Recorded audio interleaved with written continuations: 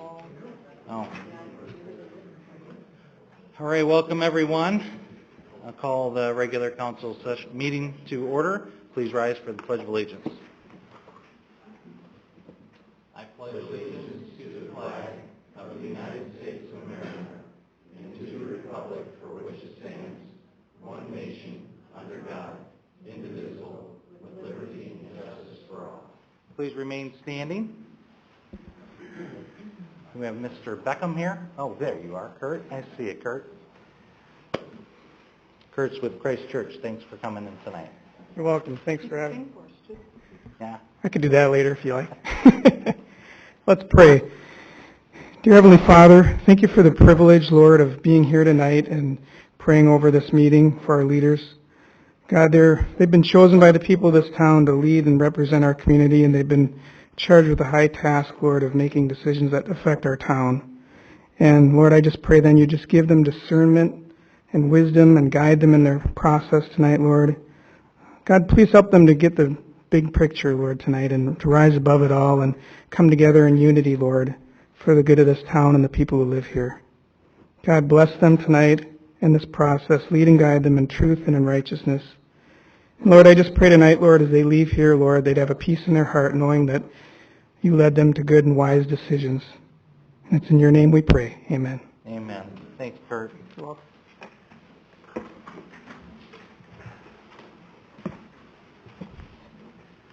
All right, we've got a couple of things to announce here. First of all, yesterday was a special day. It was homecoming parade, and it was, I know a lot of you were there. It was a lot of fun. Council's still wearing their homecoming beads for the most part here, and we've got our, roll call. Thank you. Almost get started. Roll call, please, Beth. Mayor Schlum? Here. Vice Mayor Contino? Here. Councilmember Lachey? Here. Councilmember Dickey? Here. Councilmember Elke? Here. Councilmember Hanson? Here. Councilmember Brown? Here. Thank you. Thanks, Councilmember Elke. We had a great homecoming parade thanks to the boosters and a whole bunch of other folks. The avenue was decorated nicely from the businesses also and had a great turnout. But the beads are still out. Council's wearing the homecoming beads, and Cassie's got her shrine there to the Falcons. So we're going to root on the Falcons. So go out there to the field. Homecoming game is at 7 o'clock Friday, tomorrow night. But it is also, yesterday was a great day because it was Vice Mayor Contino's birthday. So happy birthday, Vice Mayor. Thank you. A couple things to report in the Mayor's report. I've got something to read here related to the November 8th, 2011 election. Some reminders. This will be the town's first all-mail ballot election. Ballots will be mailed on October 13th to each voter who is registered by the 11th of October. That's the registration deadline, which was extended by 1 day due to the county's observance of Columbus Day. Publicity pamphlets for the November 8th, 2011 bond election were mailed last week to each household in which a registered voter resides. A publicity pamphlet is also available on the town's election website or at Town Hall. And any questions on voter registration status, contact the town clerk's office at 480-816-5100 or the Maricopa County Recorder's Office at 480-506-1511. So that's for the upcoming November 8th bond election. We also have this week homecoming game, as I mentioned, tomorrow, Friday night, 7 o'clock at Fountain Hills High School. On Saturday morning, right after that, so I've got to go to bed early, is the Mayor's Hike with the MMPC out at Golden Eagle Trailhead at 8 a.m. About 7:45 we'll meet up there, so all the kids are invited to come out and hike. And parents, if you got little ones, you got to come too. And it'll be about 3 miles, but it's a relatively easy hike, and we'll be guided by Ranger Amy, who'll tell us all kinds of cool stuff about the Sonoran Desert. That same day, just after the hike is going to be our Block Watch open house on the 8th at 10 o'clock at the Community Center. I believe Community Center. Is that right, Captain? Thank you. And then a variety of other things happening. It's a busy time here in Fountain Hills, but I did want to mention, so you can get it on your calendars in advance, we have October 22nd in the morning is the Make a Difference Day here in Fountain Hills, where you can come down and do something great for some folks in need here in Fountain Hills. And then soon after that, the 26th is the Business Expo at the Community Center at 3 o'clock on the 26th of October, which is always a popular event. And so I encourage you all to get those on your calendar. Now move into some public appearances. The next item, we got the birthday wish to our vice mayor. Now it's time to change vice mayors. We're going to rotate the vice mayor position to Councilmember Dickey. Pursuant to Section 2-2 of the Fountain Hills Town Code, each member of the council, except the mayor, shall serve an 8-month term as vice mayor and shall perform the duties of the mayor during his absence or disability. And with that, I want to thank you, Vice Mayor Cantino, for doing everything I asked you to help out with and for being there. So, and thanks for doing a great job being vice mayor. Councilmember Dickey. Thank you. I know you'll do a great job as well, and Is this an 8-month guarantee? 8 months. It's an 8-month term right now. Thank And I thank you for being willing to fill in whenever is needed and to help out and when delegation is necessary. So, Vice Mayor Dickey, Thank you. welcome to vice mayorship. Thank you. All right, we've got a couple proclamations here. First one is about McDowell Mountain Month. Whereas the preservation of McDowell Mountains in the Sonoran Desert has been established as a priority of the town of Fountain Hills and its citizens, and whereas it is the desire of the town of Fountain Hills to celebrate the unique environment of its preserve, and whereas also the intent of the town of Fountain Hills to raise awareness regarding the need to preserve these valuable resources for future generations, and whereas as the first permanent access trail to a preserve has been completed that links McDowell Mountain Regional Park Dixie Mine Trail to the preserve's northern boundary via the Sonoran Trail. And now, therefore, I, J.T. Schlum, Mayor of the Town of Fountain Hills, do hereby declare the month of October as McDowell Mountain Month. So get out there and enjoy the beautiful preserve we have there and the awesome trails that we share with the McDowell Mountain Regional Park. Next one, very important. We've got, you may have seen the posters around town and over at the fire station related to Fire Prevention Month. Whereas the town of Fountain Hills is committed to ensuring the safety and security for all those living in and visiting the community, and whereas fire is a serious public safety concern both locally and nationally, and homes are the locations where people are at the greatest risk from fire, and whereas home fires kill more than 2,500 people in the United States in 2009, according to the latest research from the nonprofit National Fire Protection Association, and fire departments in the United States responded to more than 360,000 home fires. And whereas cooking equipment is the leading cause of home structure fires and associated injuries, and the third leading cause of home fires, fire deaths. And whereas heating and electrical equipment and smoking materials are among the leading causes of reported home fires, home candle fires are reported to the U.S. Fire Department every 30 minutes on average. The risk of dying in a home structure fire caused by smoking materials rises with age. Working smoke alarms cut the risk of dying in a reported home fire in half. And automatic fire sprinkler systems cut the risk of dying in home by about 80%. And whereas Fountain Hills firefighters are dedicated to reducing the occurrence of home fires and home fire injuries through prevention and protection education, and Fountain Hills residents are responsive to public education measures and are able to take personal steps to increase the safety from fire, especially in their homes, and whereas residents who have planned and practiced home fire escape plans are more prepared and will therefore be more likely to survive a fire. The 2011 Fire Protection Week theme is, it's Fire Protection Week, protect your family from fire. Effectively serves to remind us all the simple actions that you can take to keep our homes and families safe from fire during Fire Prevention Month and year round. So thank you, firefighters, for helping to keep us aware of the risk and being there when problems occur. The last proclamation is super important here from the town's perspective, is delivering great customer service. And it's Customer Service Week, the week of October 7th through the 3rd through the 7th. So we're deep within the week of Customer Service Week. Whereas in 1992, the United States Congress proclaimed Customer Service Week as a national recognized event celebrating annually during the first full week of October, and whereas Customer Service Week is devoted to recognizing the importance of customer service and honoring the people on the front lines of the service revolution, and whereas various federal, state, and local government officials throughout the country are taking the time to recognize, thank, and commend all customer service personnel for the dedicated service they provide to citizens, And whereas the Town Council would like to express its sincere thanks and appreciation for the outstanding service provided to the citizens of the Town of Fountain Hills on a daily basis by the customer service representatives of the town. And whereas the Town Council recognizes and commends its customer service representatives for fulfilling the town's commitment to providing the highest and most efficient level of customer service. So thank you, customer service folks, and it's so important to serve our citizens well. Now we have a presentation from Captain Joe Rodriguez regarding the new Text a Tip program, and appreciate you being here with us, Captain. And I know you mentioned the coalition as well.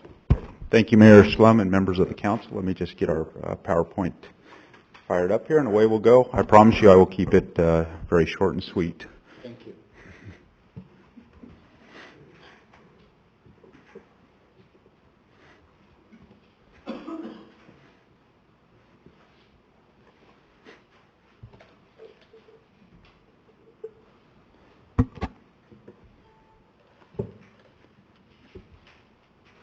Okay, Text a Tip is a new program that the Sheriff's Office has introduced to the community of Fountain Hills.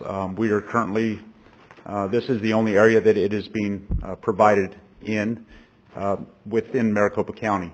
The program was funded by the Fountain Hills Coalition at a cost of $1,700 per year. That includes the programming as well as the numbers that you're going to be seeing here for the text to be sent out on. The funding will have to be renewed each year. We're looking to again partner with the coalition on years to come as we evaluate the program and the success of it. And we may also look at other private partnerships to continue funding it. But as you'll see as I go through here, for what we're getting for the money is quite an excellent program. This program is going to allow the community as well as the school children to be able to get in touch with MCSO through new technology. I know it's hard for me to embrace the texting technology. I much rather pick up a phone and make a phone call, but I know having younger kids and teenagers that texting is the way to go. Even if you're standing next to them, they'll still text you. So we're hoping to jump on board with that technology and use it to our advantage to help fight crime in Fountain Hills. The program is used effectively by several large agencies, as you see up here, NYPD, Los Angeles Police Department, Chicago, Vancouver, Canada, and locally Mesa PD is also on board with it. The thing about Mesa PD is they have introduced it to their community. They just now introduced it to their schools. So we're doing both schools and community all at once. And we put in a Canadian flag just for you, Julie. There you go. What's Text a Tip do? Again, it allows people to anonymously text in tips to us, and we can respond to those tips back and have a conversation with them. And the technology will help to provide us information. We hope to maybe get a tip on a drug house in the area, underage drinking parties as they're occurring or they're going to occur, vandalism, graffiti. And we actually already had a successful tip this week about a fight at one of the schools that was going to take place, and Deputy Oshner, who's in the crowd tonight, was able to intervene in that prior to it beginning. But she did confirm that that was going to take place by interviewing the students. So that's exactly what we're looking for with this program. The nice thing about it is that everybody wants to know, is it anonymous? It is 100% anonymous. And the technology of it, I won't get too into it, but some of the highlights of it are, is as soon as you send a tip, that tip goes to a private Canadian company. It goes there, it's encrypted, and you're assigned an alias. And that alias becomes yours for that, during that exchange of tips. Only the minimal information is retained with that server, and the information is sent to us. The reason it does go through Canada is Canadian laws do not allow police agencies, federal agencies to subpoena that information like you could here in the United States. So even if we wanted that information, even if we got a judge to sign off on a search warrant to go get that information, we would not be able to get it. And we're okay with that. We're fine. How is it anonymous? We talked about it going through the Canadian company. You get your tipster ID then it comes to us, and we're simply going back and forth against this alias. We can respond to the person and continue a dialogue until they no longer want to by hitting stop, or we decide that the tip is either not valid or somebody's doing something that we don't want, and we can hit stop as well. So it can be stopped on either end. The only requirement that the tipster has is that if they want to erase it off their phone, they need to physically do that. But all they have to do is text stop and it'll end it. So it's a nice little feature for everybody involved. Matter of fact, as I was walking out of the office, we got a text to tip in. I checked it on our computer. It was probably somebody just testing the package, but because I asked them if they had a tip, they replied right back, nope. So we know it's working. It's up and running good. Your cell phone, again, has to be erased by yourself. Otherwise, it will keep a record in there of your text. How do you send a tip? Very simple. The word crimes is all you have to do is text to the word crimes. And there's the number up there, 274637. Once you do that, there's a couple keywords that you have to put in. The keyword for the entire community is MCSO-FH. Pretty simple. That will send your text directly to our office here. We also have a couple keywords set up for the middle school and one for the high school, so we know exactly where those tips are coming from as they're coming in. But that is the keyword, and that's what one of your tips would look like. Again, we talked about how to send a tip. When you're ready to stop, you just hit stop and it discontinues. The partnership we have, the Sheriff's Office with the town, with the coalition, we're hoping will provide us for a successful program. I did mention earlier, funding of the program has been provided by the coalition. They are also have been coordinating the launch of the program, and they are implementing the marketing plan for it. So part of that marketing plan is they have been out hitting the pavement, getting flyers out, getting business cards sent out. You might have saw a full-page ad in today's Fountain Hills Times that was provided by the coalition as well. The Sheriff's Office issued a press release on it within the last 24 hours, and so we're going to continue to do that throughout the community, and hopefully it gets embraced by the community. The nice thing, if you saw in there was no extra cost to the town, personnel-wise or financially. We're looking for this to appeal to the entire community. Again, I do understand that the technology is texting and things like that are more geared to the younger ages, but we're hoping that it does get embraced by the entire community, and we're going to continue to push it out to everybody. The flyers, this is what you're going to be seeing around town. It looks just like this. It gives you a brief example of how to do it. It also gives a contact here locally, so if you need to call us, you can do that. And I mentioned how we're marketing it. I guess I'm just ahead of the presentation, but that's where we're at with it. The schools, as I mentioned, they each have their own number. And on this slide here, you'll see the Fountain Hills High School. The keyword is very simple, FHHS, and middle school, FHMS. And the texts get received the same way.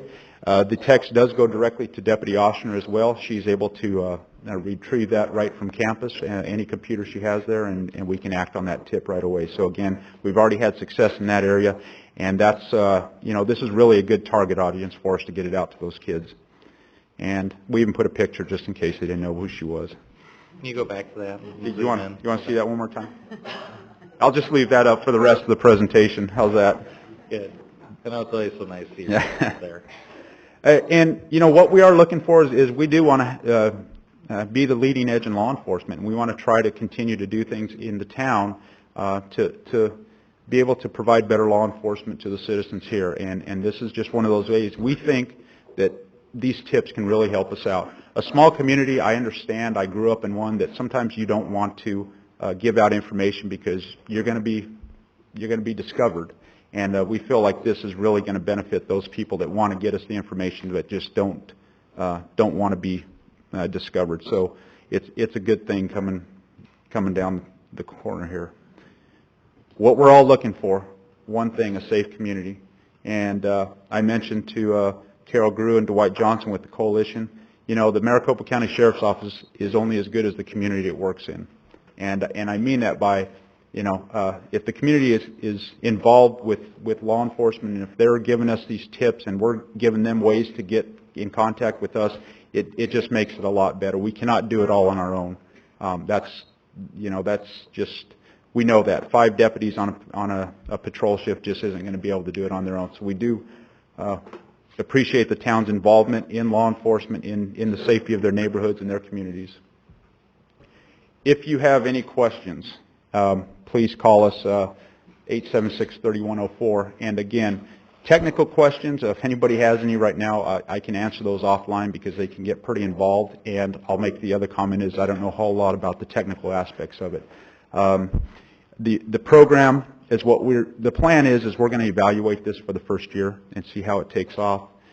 If we're not having a lot of success with it, which I really don't see that happening, then we'll look at it and see if we need to change some things to it. But we're excited about it. I am, we started on the 19th of September. We've gotten about 7 or 8 texts in right now. It's not a lot, but again, the marketing is just now starting, so we appreciate any support we can get from the council.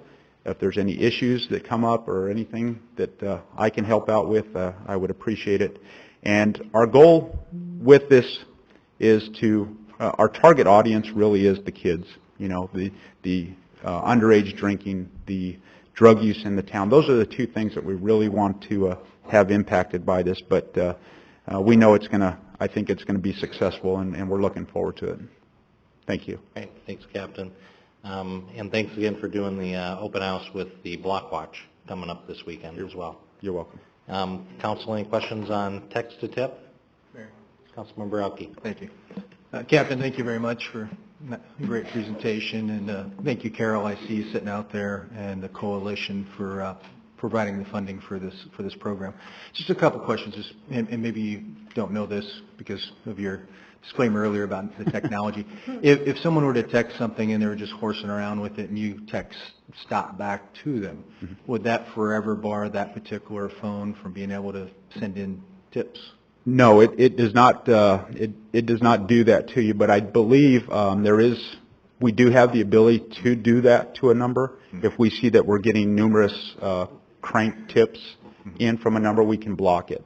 But the hitting stop does not end the ability to come back to us. Now, now you said that number, for example, if you would get a text from my phone today, and then a week from now I send you another text, am I going to have that same moniker or that number for that second tip or the subsequent tips? No, you'll be assigned a different alias every time you call. Okay, so you won't know if it's coming from the same person each time. You could get multiple tips from the same person, and it may not appear to be. Yeah, there's a way in our program that we can go back, and I think there's something in that program that allows us to pull that from, like I said, getting further into the program, that we can do that if we keep recognizing something that we can flag it. But right now, it's supposed to give you a different alias assigned to it. And you didn't say this, and I know this isn't meant to take place or to replace in any way. If somebody sees something and they want to make a phone call, this isn't meant in any way to replace any type of calls for service or anything like that. No. Thank you for bringing up that point. The way the system operates right now is when we receive a tip, the supervisor's telephone that the on-duty supervisor carries will receive that tip, the text. Myself, the lieutenant, if it's a school text, I think actually, Jill, you're on it all the time too. You get all of them. So Deputy Oshner gets them. Our detective sergeant also gets the tip. So there's about 5 or 6 of us that receive these tips all the time, and then we coordinate who's going to go online and actually pull up the tip and work it. But it's ultimately the responsibility of the on-duty supervisor or the school resource officer to do that. So it's being checked on a regular basis. And if you notice on all the flyers in that, it does not replace 911. It's not an emergency tool. And if you do want the regular call for service, please still call in just like you would. Thank you. Councilmember Leger. Thank you, Mayor. Thank you, Captain, for the presentation. I realize that the reporting that occurs is confidential. I have a question for you. If you can't answer it, I'll understand. You mentioned that you've had 8 to 9 tips. Can you tell us or share with us what the nature of those tips were? When I say 8 to 9, it's actual tips coming in. Some of them have just turned out to be test tips that people are just testing the system. It looks like familiarizing themselves. I mentioned the one about the fight at the school. Okay. We had one yesterday that involved criminal damage graffiti coming in. And the first one, I'm trying to think what our first one was. Actually, we got two, and we ended up having to forward it down to our Mesa district because it actually was an address that was located in Mesa, but it was a tip about a gentleman with a warrant that had some outstanding warrants in there. So, it's starting to trickle out there. But like I said, I know we're starting to get some of the familiarization. Sure. And that's okay. We can deal with that. That's good. Thank you. Okay, thanks. Vice Mayor. Thank you, Mayor. Thank you, Captain. We so appreciate this effort, and of course, thanks the coalition for funding it and moving it forward. We've had sort of lengthy conversations about community policing, and I'm really glad that this, to me, this recognizes some of those results that you'd like to see, people taking responsibility for themselves and for their neighborhoods and trying to keep it safe. And I also think it connects with that young woman who had come in and given us that presentation about the survey, which had some surprising things, which included they would like more maybe authority and more discipline figures around. So this, I think, helps empower them and give them a feeling like, we can do something about it and not risk getting in trouble or ostracized or anything like that. So I really appreciate this effort a lot. All right. You're welcome. You're welcome. Any other questions? Text a tip. All right, and you've got the phone number there. That's the non-emergency number up there. Is that right? This number here is to the lieutenant's office back then. That's just specific questions about text the tip program. And if any members of the council would like to come into the office and actually see the computer, how we operate it, you're more than welcome to come in. Tipsoft Online is the website, and it's you can go on there and see some of the stuff, but it's nice to come into our office and you can actually get a lot of the features. And one thing I didn't mention also is the statistical data that is available is very good, so it's easy to get reports at any time. So if anybody ever needs a report, we can generate those within a few minutes usually. All right, good. And thanks again. I know some of the folks from the coalition are here. Thank you for funding this and kicking it off and sharing the availability of it to our youth and our community. It's just another way for folks to communicate and gain access to law enforcement without having to, pick up the phone, which a lot of folks don't do any longer. Absolutely, and it couldn't be done without the coalition. They jumped right in on this and took off with it. They were ahead of me most of the time. So, good. Thank you. Thank you, Captain. Okay, thank you. All right, next item is presentation of the Certificate of Excellence in Excellence Investment Policy awarded to the town of Fountain Hills by the Association of Public Treasurers of the United States and Canada. And this is just great news because it's great to be recognized for having excellent financial efforts, planning, and execution, because it's been so important in getting us through a very, very difficult time as well as we have. We haven't touched our savings, but so much of that work was done in advance by you, Julie, and your team in finance to prepare us for what was coming, and then it got worse, and we stayed ahead of it, and you kept us in great shape. So it was exciting to see that this award came through from the Association of Public Treasurers in the United States and Canada, and it's really quite nice, a plaque here. So, Julie, I'll present you with this and congratulate you, and maybe you have a few words. Thank you, Mayor. Speech. Okay. Congratulations. Yeah, Bob. Sure. Oh, Bob. Yeah. Thanks, Bob.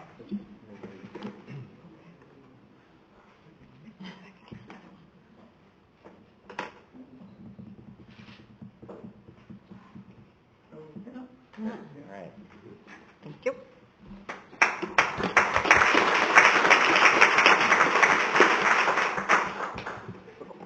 Come on, Julie.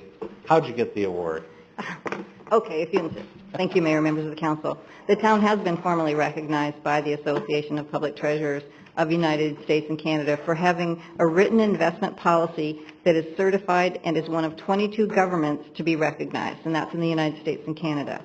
And a written policy is only certified when that policy has met all the criteria set forth in the program and is presented with this plaque. Over the years, there have been a number of financial missteps in a number of large and small entities. If the entities had investment policies certified by the Association of Public Treasurers, they most likely would have been able to avoid the pitfalls that got them into trouble. Creating an investment policy that is certified assures the public that we are abiding by professional standards established to ensure prudent management of their public funds. The most important reason is to show our citizens our commitment to high standards of ethics and stewardship over their resources. For a policy to achieve certification, it must adequately address many criteria such as collateralization, safekeeping and custody, diversification, and suitable investments. The town first adopted an investment policy in March 2003. The policy was updated in December 2010 and approved by resolution, and this policy is available on the town website under the Administration Department reports. Awesome. Congratulations again to you and the team in finance, and also all of our volunteers that help to have influence on our policies as well and help us out there. Next item is an update in the town business outreach activities to fill vacant office and retail space, and then also an economic development administrator and economic update by our interim town manager, which will start out with Julie on our economic update. We're on the edge of our seats, Julie. How's the economy doing here in Fountain Hills?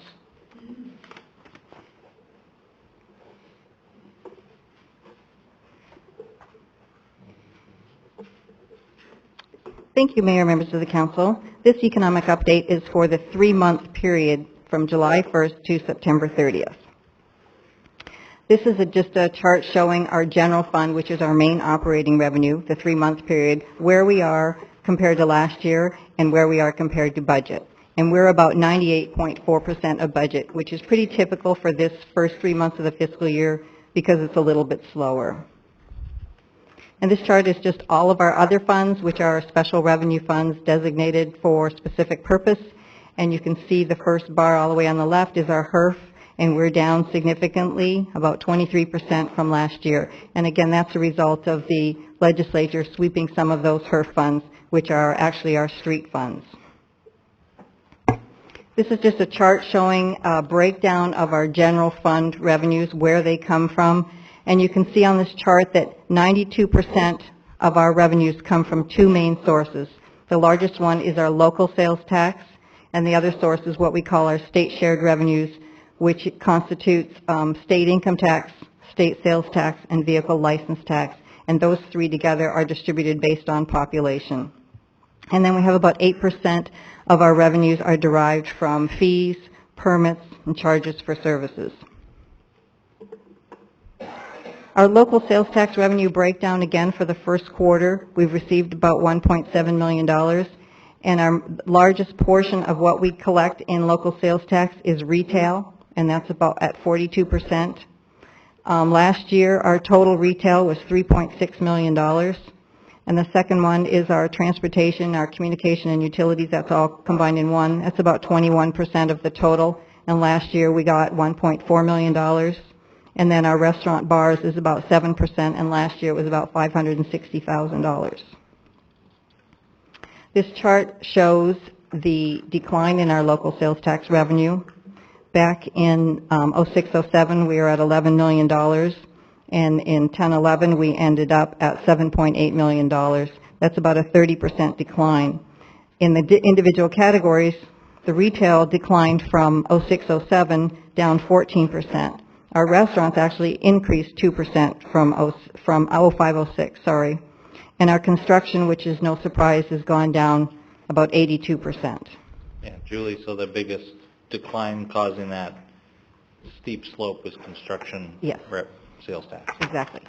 And these next few charts just show the breakdown by category of over the past from 07-08, and the 2 bars on the right are the actual for the first quarter compared to the budget. So this is our retail activity, and the picture's a little bit deceiving, but it's actually been a 2% increase over last fiscal year. So the retail activity seems to be maintaining a 2%, 3% increase over about the past 6 months.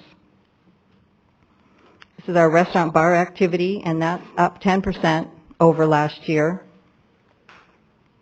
Our telecommunications tax is down slightly, about 2.4%. And again, this is the construction sales tax activity that is is down significantly. It's up slightly from last year, about 4% out. So hopefully that's a sign that things are sort of stabilized.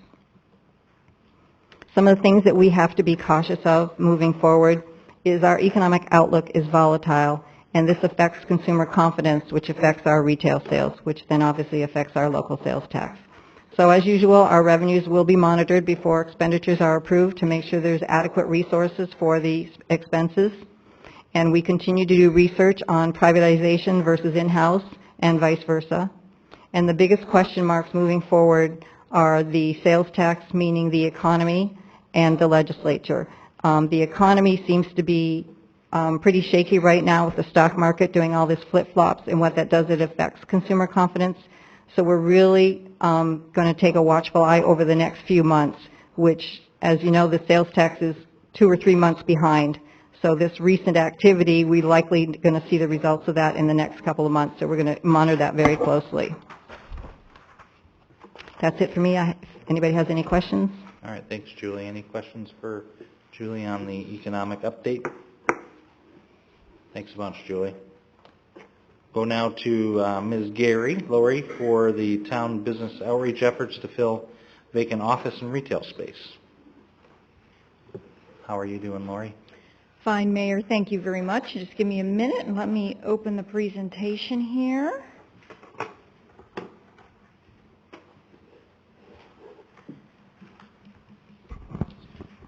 Julie's a little bit shorter than I am. Good evening, Mayor Schlum, Vice Mayor Dickey, and members of the council. I'd like to give you a little brief overview of some of the things that have happened in economic development and share with you information on 3 items this evening. What has been accomplished in our retail recruitment program. Also, I'm going to talk about business recruitment, and by that I mean attraction of quality businesses that will create quality jobs.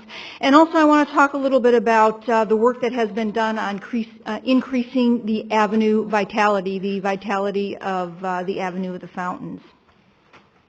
First of all, I want to share with you a little bit about economic development. Economic development is long-term. Economic development needs to be a consistent effort. We cannot stop and start, and any community who stops and starts their economic development efforts are way behind the 8 ball. So not only do we need to be looking long-term, we need to have a consistent effort. Also, we need to be persistent.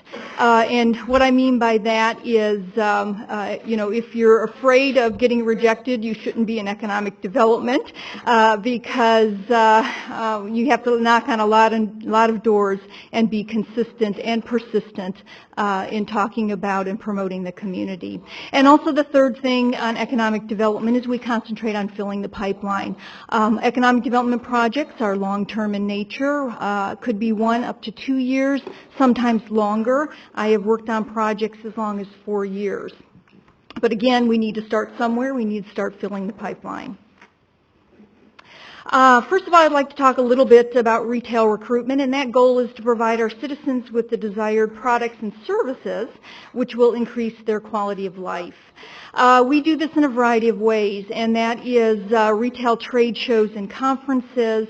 At these retail trade shows and conferences, we're able to meet with developers, we're able to meet with retailers directly. We are able to also meet with the representative of retailers. Not every retailer has a particular real estate rep for each and every market, and so they contract some of that out with other real estate people. We also do that by direct contacts with retailers. It could be at trade shows. It could be reaching out via email or direct mail, and a lot of direct phone calls. One item that I did not put on here, but I do want to let you know, is that the other way that we do retail recruitment is we work very closely with the leasing agents here in town. And those leasing agents who lease local property, that is retail space and of course office space, which I'll talk a little bit about later, and also the property owners.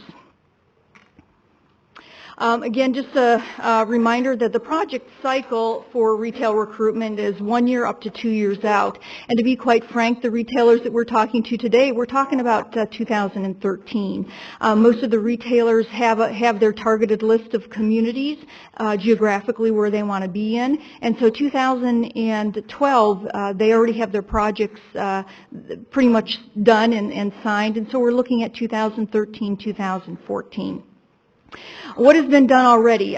We have a shopping center and space inventory. In order to promote retail, we have to know where to put them.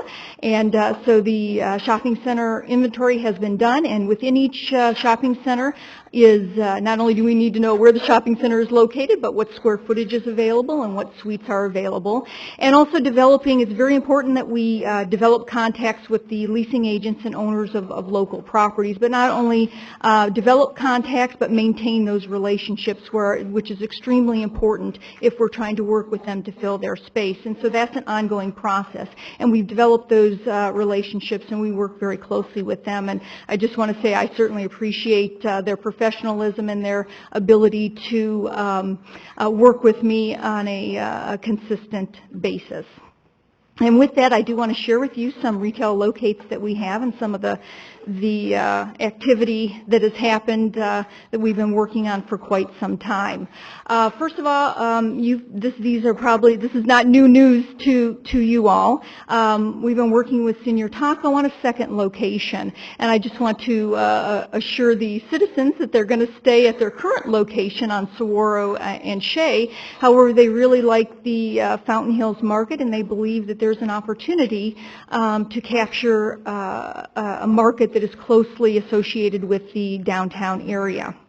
And we actually, I looked today at when we started working on some of these, and Señor Taco, the first contact I had with their leasing agent, as well as Señor Taco, was almost a year ago. So we've been working on that for about a year, and I'd like to share with you that they're through our process, and their building permit is ready for them to pick up. And as of today, I understand that they are have bid out the tenant improvements that they're going to be doing, and they're working right now on selecting their contractor. Sherwin Williams, this was actually a big win for us. Sherwin Williams has signed and fully executed lease at a 5,000 square feet in one of our local shopping centers, and again, that has been almost a year-long process. Dunkin' Donuts will also be coming into town. We're still working, excuse me for just a minute, let me step back and saying Sherwin Williams, the building permit has been issued for their tenant improvement projects. We've got them right through the process, and hopefully we'll be seeing some work on there real soon. Dunkin' Donuts, actually, I had to look back, and one of the first contacts I made when I went to my very first retail trade show when I first came to Fountain Hills was actually corporate Dunkin' Donuts. And at that time, that was in 2009, they said, you know, we'll take a look at your market, but we first have to identify a franchisee, and we don't have one identified for your market. Again, persistence does pay off. I was able to work very closely with the leasing agents of one of the shopping centers, and we've been able to assist Dunkin' Donuts with some space. They will be leasing, they currently have a letter of intent on 2,100 square feet in the shopping center, and as a matter of fact, Dunkin' Donuts, their concept plan will be going to the Planning and Zoning Commission next week. And I would be really remiss if I didn't share with you that this is certainly a team effort, and I would like to commend the staff in the Development Services Department, because I work very, very closely with them on getting this through the process very quickly, whether that is the plan review process or that's the process that has to be planning and zoning. So I'd like to say thank you to my team members, and kudos to them helping us locate these folks.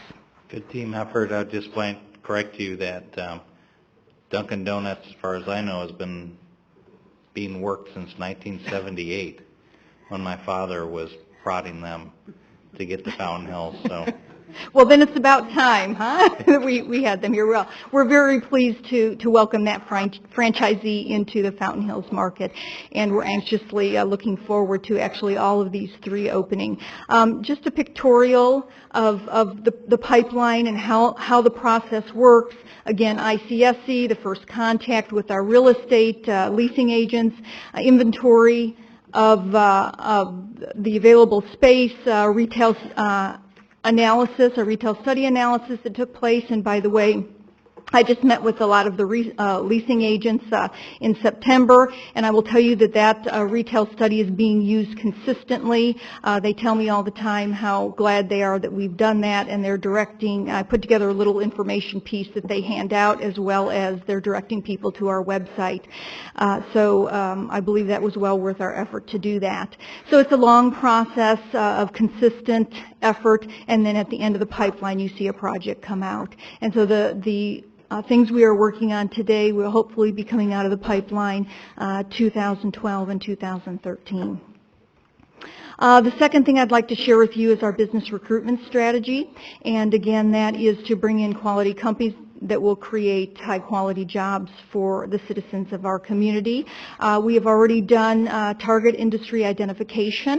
I just want to share with you what that means. We've done an analysis, target industry identification. What type of companies do we want to bring to Fountain Hills to create those high-quality jobs for our citizens and for the region?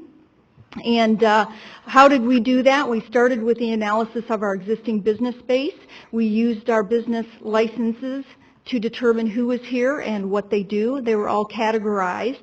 And then we cross-referenced them with GPEC, and GPEC is the Greater Phoenix Economic Council. We are members of that, have been longstanding members, and we work very closely with their business attraction team and are very pleased with our partnership with them. We cross-referenced our categories with GPEC targeted categories, and what we found out is our top 3 categories of the business sectors that are currently here are also targeted industry attraction efforts that GPEC is doing. And so based on this analysis, we do want to fill our existing office space. We have 3 potential target business categories. And here's the 3 of them: professional, scientific, and technical services, the healthcare industry, and finance and insurance. Some of these are like, for example, engineering or architectural offices that are geographically broad-based, not limited to Fountain Hills, but also things like software developers or IT-based businesses. We do have quite a niche here already, and we certainly want to grow those businesses. As you all know, that the businesses that are currently here and are successfully operating, we have the likelihood of similar businesses to successfully operate here is also very great. Our targeted industry sectors met 3 areas. They are currently in operation in the community, thereby most likely to be successful in targeting for business attraction. We wanted to utilize our office space, and so they utilize office space as part of their business operations. And of course, we want to create quality jobs within the community. Here's what we have done already. Again, based on our analysis, we developed a targeted list of businesses. We currently have about 150 very specific businesses identified that we'll be reaching out to. We held stakeholders meetings. We did a couple meetings, and we met with the office space leasing agents and property owners, unveiled what we had done, got their input and their feedback, took that into account. We also hosted a meeting with GPEC, again, the Greater Phoenix Economic Council, their business development people, unveiled what we did. They actually helped in doing some of the analysis by providing us with data, got their input, and feedback on the program. Here's something that we'll be kicking off this month, and I just want to make you aware of it and the public aware of it. We are going to be doing a market intelligence and what I call a competitive analysis. Again, we're partnering with GPEC to perform this outreach to our existing business base. So those 3 targeted categories, we're going to be contacting those businesses. Those businesses that we'll be contacting, they will be getting information from us saying, this is what we're doing, we're going to be contacting you, please be aware of that and be willing to take our phone call. From that, we're going to do a case development. Why are we contacting them? We want to know why they're located here, where's their market, where do their employees reside, is it in Fountain Hills, is it close to Fountain Hills, and so we can do our case development. And once we do our case development, which is why should other companies similar to theirs locate here, it would make a really much stronger case if we were able to talk directly with our local businesses who are very successful here. And then, of course, our targeted industry outreach preparation. The third thing is increasing avenue vitality. Why do we want to do this? What is the goal? Our goal is to increase foot traffic and vibrancy on the avenue. We're focused, if you all remember, when we did our ULI Arizona Technical Advisory Panel event, one of the things they said is one of the first things you all need to do or should do is concentrate on the north side of the avenue. And I think they even said this, how do you eat the elephant? One bite at a time. And so I'm focusing on the north side of the avenue and a very specific segment on the north side of the avenue, and that's from Saguaro to Verde River. What has happened already on that? The vacant space inventory has been done. Again, we need to know where to put businesses. We've done a retail mix analysis. It's not just a matter of getting businesses in those spaces, it's getting the right businesses in those spaces. And then we've developed what I call the anchor approach. We want to anchor the avenue with 3 anchors. We currently have 2 anchors. That's 2 of the restaurants, and we have developed a strategy to attract a 3rd restaurant anchor. I've contacted all the leasing agents of the vacant space and have toured most of those, and have brought in an architectural group, and I'd like to say thank you to Deutsch Architectural Group. They came in at no cost to us.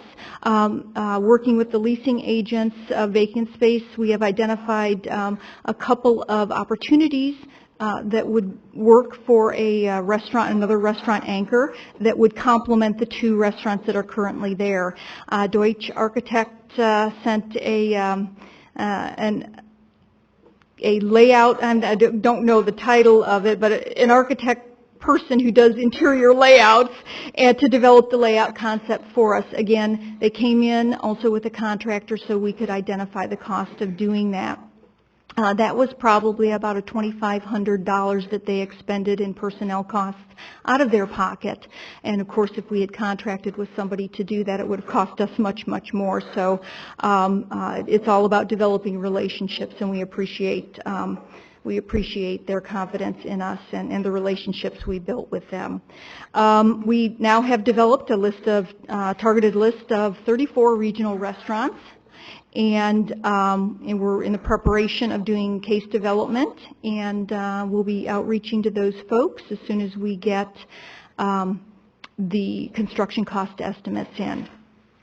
I know I've gone fast, and but I think there's a lot happening, and I certainly wanted to share with you and also with the citizens of Fountain Hills that we have some exciting things happening and all the work that has been done. And we look forward to bringing in new and additional businesses in Fountain Hills. Thank you. Thanks, Lori. Questions, council, for Lori related to some of these events, the retail recruitment, the business recruitment, and the avenue vitality? Councilmember Alkey. Thank you. Lori, kudos to you and town staff for putting together a great presentation.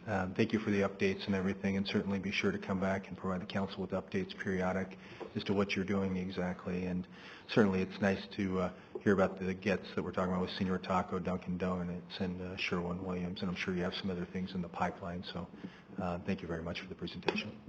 Thank you, Councilmember Alkey. Councilmember Leger. Lori, thanks a lot again for your presentation, and look forward to those targeted markets you were talking about, high-tech, medical, so forth and so on.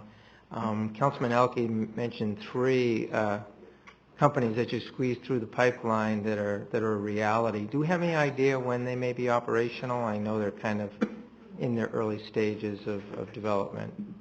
I do not know specific dates and deadlines. As I mentioned, just this afternoon, I reached out again to Senor Taco and told them we were very, very interested in getting their project under construction. And I do not know exactly what their time frame is for selecting their contractor. Sherwin-Williams has said that it will be a 60 to 90 day for them to do their tenant improvements, and we're looking forward to that probably in the next 60 to 90 days to get their tenant improvements done. Do you have any sense on Sherwin-Williams, how many employees that operation may possibly employ? There is a handful of employees that they will have. Of course, they will have a full-time manager there as well. Mm-hmm. And as you know, they cater to both contractors as well as, citizens as well as walk-in traffic. And I do believe they're planning on having a design center there as well. Okay, great. Keep that pipeline flowing. Appreciate it. Thank you. Thank you. Vice Mayor. Thank you, Mayor. Thank you, Lori, so much. The retail recruitment, business recruitment fall into number 3, which is increasing avenue vitality. I wondered if you're able to say that the council, or at least we're committed to talking about improving the median and maybe improving the whole avenue, the Fountain area, and use that at all as a way to show them that they're welcome and that we would do what we can to make that an even more attractive area than it is. Absolutely. We are going to put that into our what I call our case development and share with the targeted list of companies when we talk to them that our council here is absolutely committed to welcoming new businesses and making it easy to get through the process, and also committed to investing in our community to make it a very warm, inviting, and welcoming community. That's absolutely part of our case development. And part of that commitment, part of the businesses look for, how does the council feel about this? Are they supportive? And are they supportive of new businesses in town? And we can equivocally say absolutely our council is. And thank you for that support. Thank you. I think a lot of the communities have always chased after retail, and it makes sense because it provides sales taxes, and that funds towns and helps them to mow their yards, the park, and all that sort of thing, and provide services. But if we don't have a high daytime population in Fountain Hills, and better than that, to provide some decent jobs that pay well here, keep people in Fountain Hills rather than driving over the hill. Once we do provide those daytime jobs, there'll be more demand for those retail services, which will make it easier for us to, entice Absolutely. companies to coming, and would help take care of our existing businesses more, and particularly through the summer months when people often leave, but if they have jobs here, they'll be here. And I just am really excited when I see businesses coming to town or opening businesses when they're having offices fill up and they've got workers there that need to have lunch, and they go downstairs and eat at the restaurant or walk down the street. We need a lot more of that, and I know we're a beautiful place to live, but we're also a beautiful place to work. I can imagine that there are many folks out there that just aren't quite aware of the opportunities we have here, and the fact that we're keeping our downtown vision plan alive and all that work that we've all went through. We need to make sure we continue to share that with potential users, developers, whoever it might be, to get them down here and entice them to hire people and be successful in Fountain Hills. So thanks for keeping it alive, and thanks for using your contacts through your many years in economic development, and you're being president with AAD, and I know that's helped us as well. So thanks for your work, and thanks for keeping us up to date, because it's often when we don't hear what's going on, we think nothing's going on. So yeah, keep that coming forward with us. Thank you, Mayor. Thanks. Now, Councilmember Hanson has a question now. And regarding existing businesses, Lori, when you've met with property managers and property owners, we still hear from businesses that are struggling maybe with the rent that they pay. And it appears that sometimes that property owners may rather just have their property empty rather than being, really competitive and flexible in their leasing, in their rents. Are you sensing any movement on that where they're more willing to bargain and help people stay in their space or, move to another space? Mayor Schlum and Councilmember Hanson, absolutely. We have, over the past couple years that I've been here, we have seen a reduction in the asking lease rates on a variety of different properties, and that goes for our retail property as well as our office space. As a matter of fact, about 2 weeks ago, I visited with a property owner as a case in hand that one of their tenants, it was office space, one of their tenants' lease was up, and they were very, very aggressive in keeping them in their space. So absolutely, I see some movement in that direction of property owners and leasing agents working extremely well or trying very hard to keep the tenants they have. And then with what you were talking to on the east end of the avenue, on the north end, that work, is there any plan then to move to the west end as well? Yes, there is plans to move to the west end. As you know, our bandwidth is somewhat limited, and so I wanted to keep a focused effort and be very narrow and very focused and have some successes in the targeted areas from Saguaro to Verde River. And when we start getting the successes there, then we'll move on to another section. We don't want them to feel like orphans. Absolutely, we do not. And you've heard this, you all have heard this saying before, but we have to get the flywheel turning. We start the flywheel turning now. What's very interesting in economic development, once we start having one business come in, we start touting that, did you know this business is coming in, then it piques the interest of other businesses. So once we get a couple businesses and we start touting it, then other businesses will say, oh, well, that business is locating in Fountain Hills, then I need to take a look at it. And so we certainly don't want to neglect the other end of the north side of the avenue. However, our bandwidth is limited, so we want to be very targeted. And once we start getting some really successful locates, and that doesn't mean we're not working on the west end, it just means we're focused right now on some very specific buildings. Just so they know you're coming. Yes, absolutely. I am definitely coming, and we actually have done an inventory on that site also. It needs to be updated, but an inventory has been done. All right, Lori, thanks again. Thank you. All right, now we'll move to calls to the public. Any speaker cards called to the public? Yes, Mayor, we have 3, Linda Bardot, Dina Galassini, and then Linda Kavanaugh. All right, thank you. Ms. Bordeaux? Linda. Bordeaux.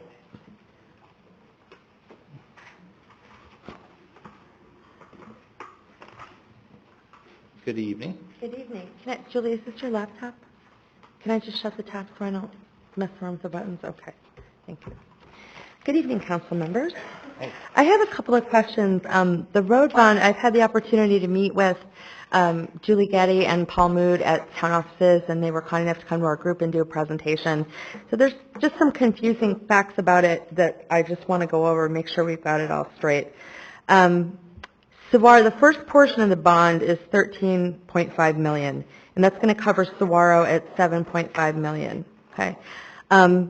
Some of the improvements that are included in that, I kind of find objectionable. I mean, I have no problem with repaving Saguaro. We need to repave Saguaro Avenue, our Fountain Hills Boulevard, Verde River Road, Parkview. They're all in pretty bad shape.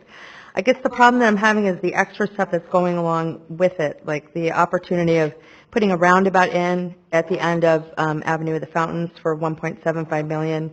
Included in that would be things like $400,000 for a street light if they choose to do that.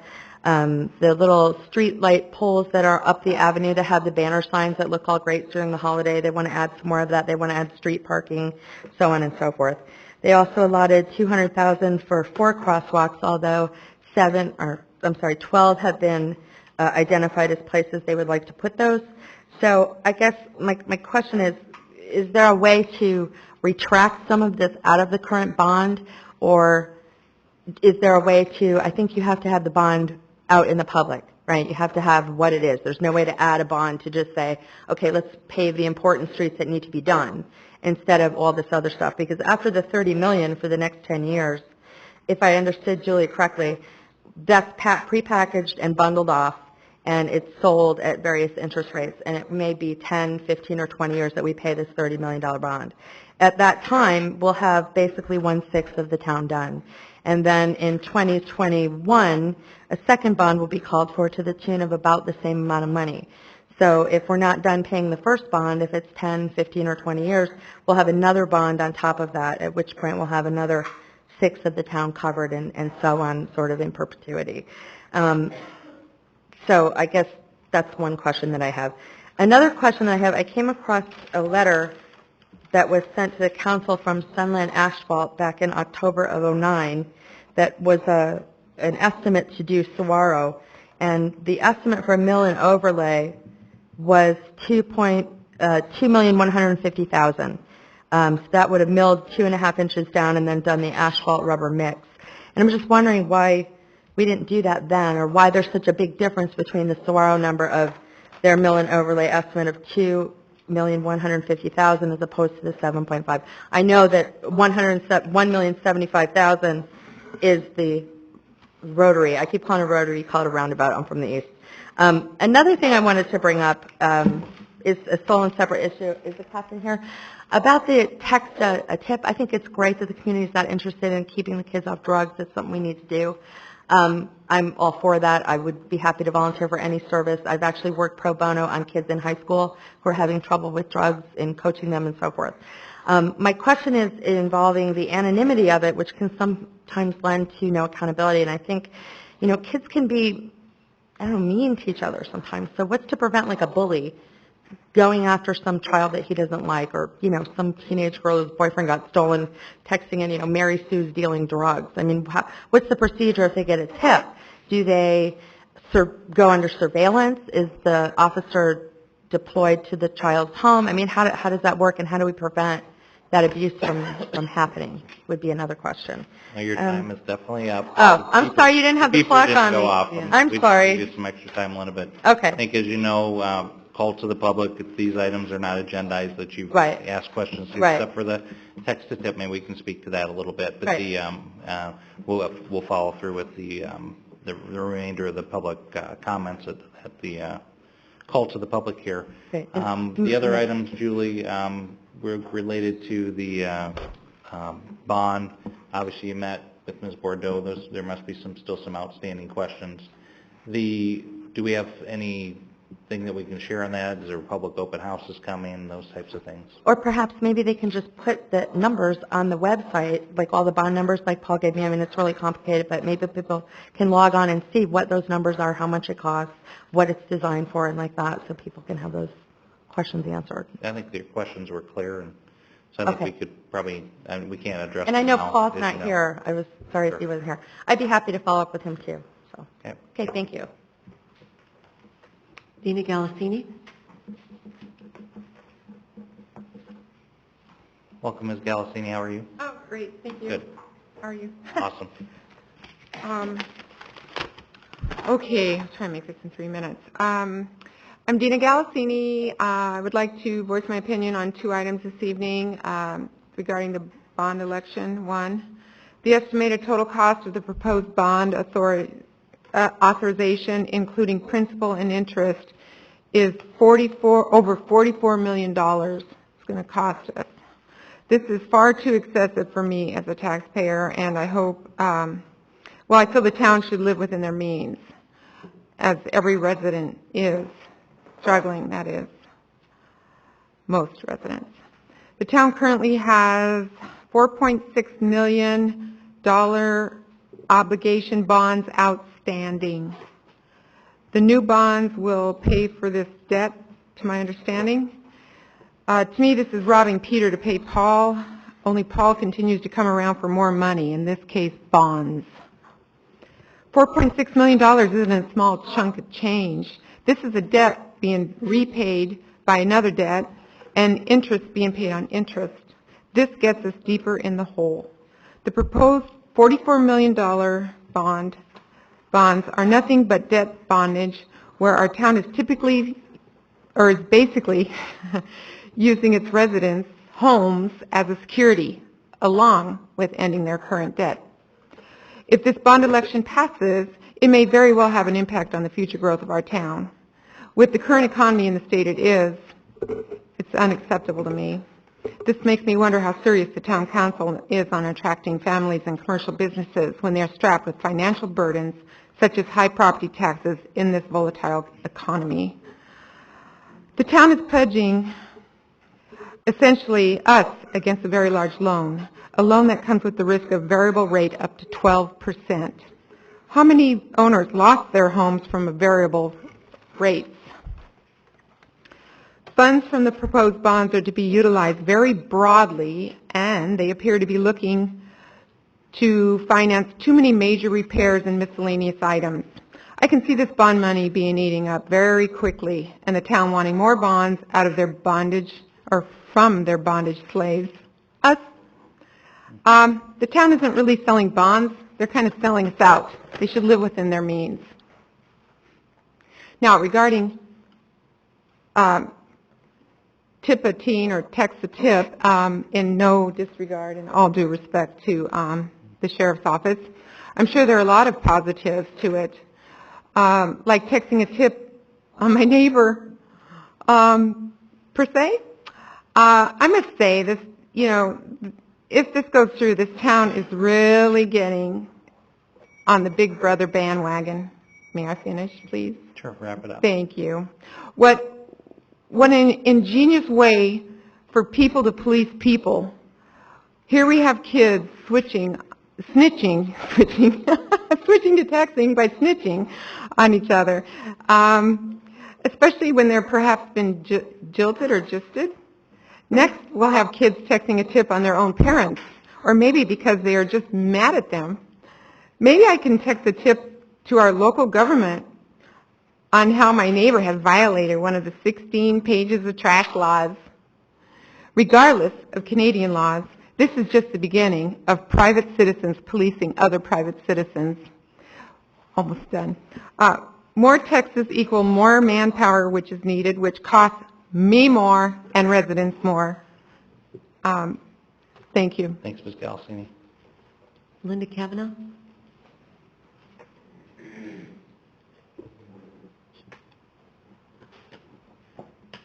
Welcome, Ms. Kavanaugh. How are you?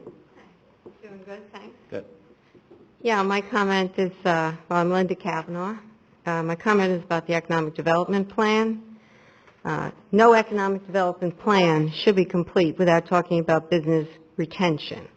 And I think we really need to mention here that while there may be 3 businesses coming in a very short time, we lost 6 businesses. Luigi's, Blockbuster, MPJ Grill, Quiznos, Water's Edge, and Octagon. Some of those businesses were with us for a very long time. I think we need to find out why they left, and we need to work harder at keeping the businesses that we have. So when we add 3 new ones, it's not just a replacement for the ones that we lost. Thank you. Thanks, Ms. Kavanaugh. That was it, correct? Mayor, one more. Andy Bell?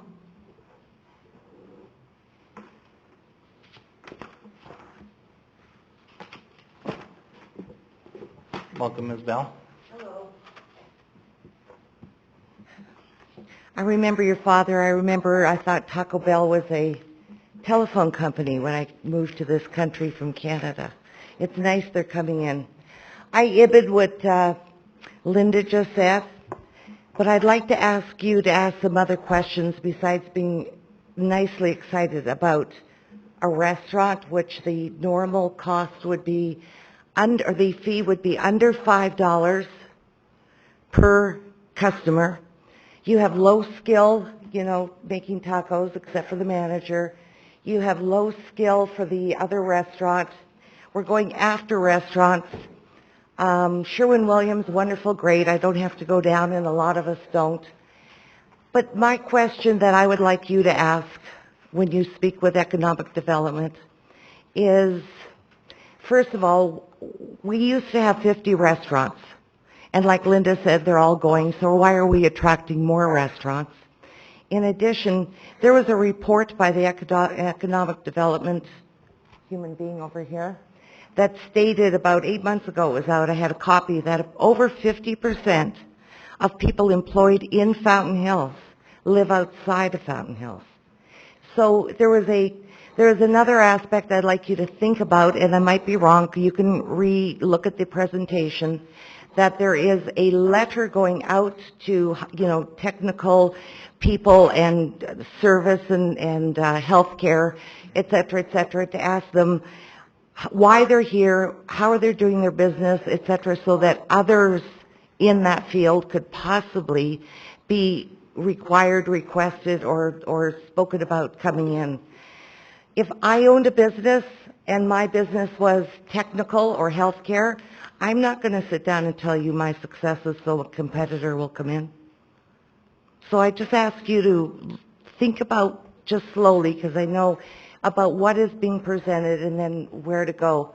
And perhaps the economic development should be things with higher demand than what is being looked at the moment. I have a whole thing to say. I'm going to stop it now. Thank you very much. Thanks, Ms. Bell. All right, we'll move on to the consent agenda, and I'm sure you might be able to follow up on some of those items directly. You've got contact information with Ms. Bordeaux in particular. And request a motion, but let me read through the consent agenda items. First, consideration of approving town council meeting minutes from September 13-15, 2011. Consideration of resolution 2011-39, approving an intergovernmental agreement with Fort McDowell Yavapai Nation relating to the Proposition 202 funding. Item 3, consideration of authorizing a budget transfer in the amount of $138,000 within the special revenue fund from miscellaneous line item to the Proposition 202 line item. And item 4, consideration of resolution 2011-40, approving the First Amendment to final settlement agreement with MCO Properties, LP. Can I get a motion? So moved. And a second? Roll call, please. Vice Mayor Dickey? Aye. Mayor Schlum? Aye. Councilmember Leger? Aye. Councilmember Hanson? Abstain due to possible conflict on item number 4. Councilmember Cantino? Aye. Councilmember Brown? Aye. Councilmember Elke? Aye. Mayor 7-0. All right. I'm sorry, 6-0. Thank you. Move on to the regular agenda item. First item, consideration of appointing one citizen to fill a vacancy on the Strategic Planning Advisory Commission, SPAC, for a term expiring on June 30, 2013. I move to appoint Ms. Atwood to the Strategic Planning Advisory Commission for a term expiring on June 30th, 2013. Do I get a second? Second. Any discussion? All in favor indicate by saying aye. Aye. Opposed? Mayor 7-0. Ms. Atwood here by chance? I don't believe so. Well, hopefully she'll get to know her Strategic Planning and Advisory Commission chair very soon. So, thank you for stepping up and serving. Thanks to all those commissioners and the folks that step up to volunteer on our commissions here in Fountain Hills. It's important work. Item 6, consideration of a request to extend the review period for an encroachment permit submitted by Carolyn Redendo, Sofrita LLC, for the purpose of creating an outdoor seating and dining area located in front of the restaurant, as well as creating a performance area for flamenco dancers and other entertainment on the public sidewalk at 16848 East Avenue of the Fountains. Welcome, Bob. How are you? Thank you, Mayor, members of the council. In April of this year, council approved a temporary encroachment permit on the avenue to allow Sofritas to have an outdoor dining area. There were a number of conditions that they had to meet, and council said that they could work on that for 6 months and come back, and if it had been working out, then they were going to look at extending it for a longer period or possibly permanently. However, over the summer, Sofritas wasn't able to do it because of the heat. They didn't have the business, I guess, numbers that would justify having the outdoor seating area, and so they weren't able to actually use it. They just this week got the fence up. So they've started to use it this week, and so what we're here tonight to do is just ask council to give another extension, 3 months into January, make the extension to the end of January to give us a chance to go through the cooler season where they're able to use the outdoor area, and that way we could identify any potential problems if they exist. All right, good. We probably all of us recall the last discussion, so thanks for abbreviating this one, but I'm sure we'll have some questions. Yep. Anyone from the public on this item? Yes, Mayor. Frank Ferrara? All right. Thanks, Bob. Welcome, Mr. Ferrara. How are you? Just fine. Thank you, Mayor, Vice Mayor, and members of the council. Basically, I just want to make a statement, and I obviously would ask the council to support Safrida's encroachment permit. They're working very hard, excuse me, to complete and work out the issues that were there, the 3 issues, I think, and they're working very hard on that.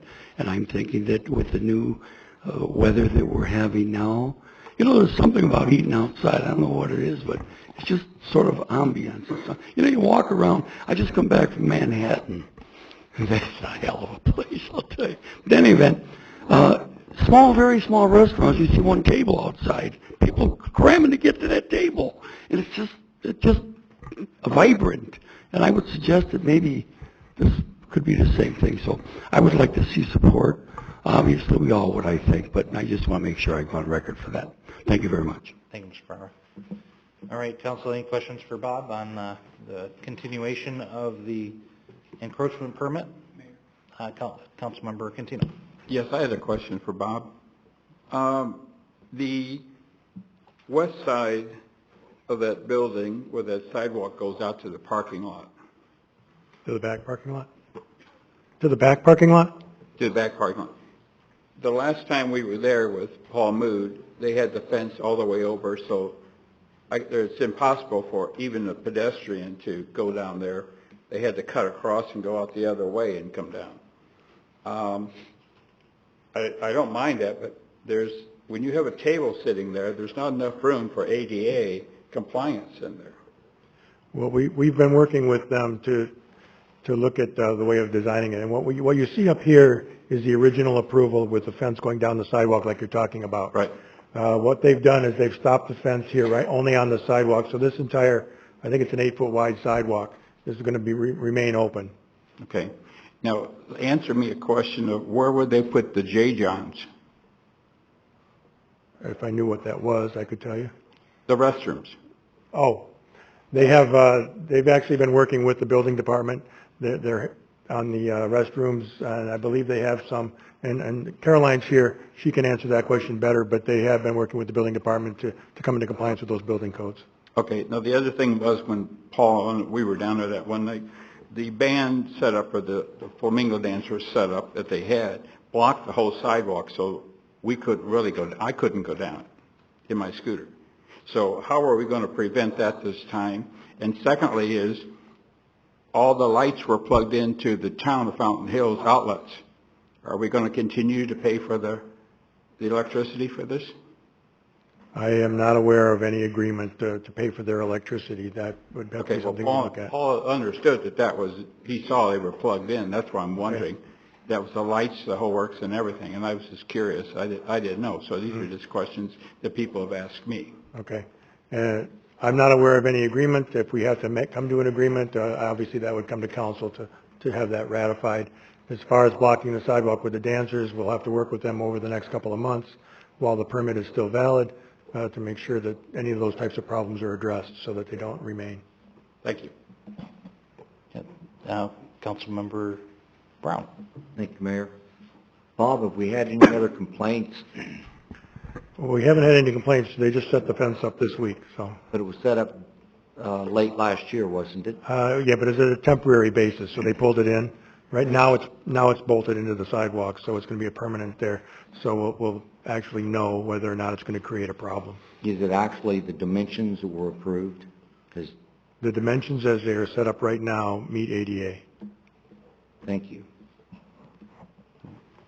Any other questions, comments? Bob, first, I think this is a great example of staff, town, working hard with businesses to make the things that our community wants to have happen and help make the businesses as successful as possible. We've obviously stepped into relatively new territory utilizing town-owned space for business use here because it just has a great benefit to the public as well. And it's in line with all of our planning, working with the chamber and the stakeholders on bringing vitality to downtown. We're so happy that Safrita is there, and I know they're having a ribbon cutting coming up here this next week, so we're excited about that too. And if we can get out of our council meetings earlier, we can get to see more flamenco dancers on Thursday nights. But this is a great example, and Lori mentioned several of her walking businesses through the planning department. Obviously, it's not a huge department here in Fountain Hills, so it shouldn't be that difficult, but hand-holding new businesses, existing businesses through the process, why wouldn't we do that? And I think as long as we continue to help our businesses out through a very difficult economic time, through the things that you're illustrating here, and our willingness as a council to support the businesses by trialing and trying these types of things out, I think we'll get through this, and hopefully we'll continue to help the businesses that are here in a very difficult economic time.